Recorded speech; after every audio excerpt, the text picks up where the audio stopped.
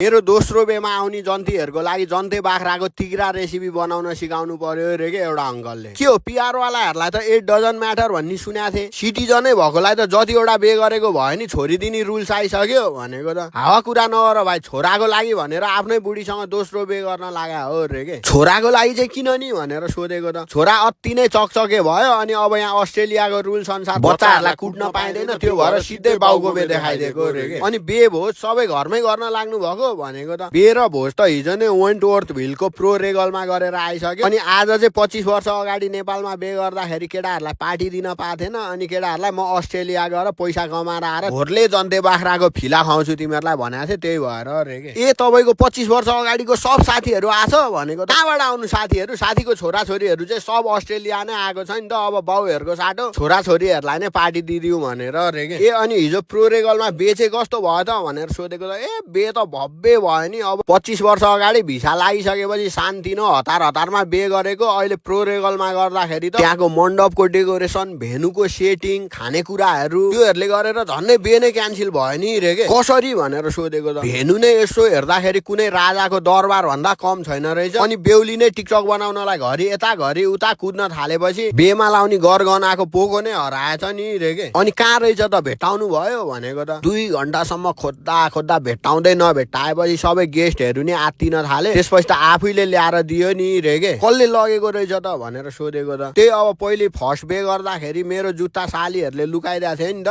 अनि त्यही बदला लिनलाई मेरो भाइले लुकाइदिएको रहेछ के भाउजूको गहना जति रे के। अनि सब आत्तिँदाखेरि नि त्यत्रो सुन हराउँदा तपाईँ चाहिँ आत्तिनु भएन भनेको त। म त किन आत्तिनु, सब ओरिजिनल सुन जति घरको मोर्गेजमा लगानी गरेको छु रे के। ल म त साइको भइदिएर के।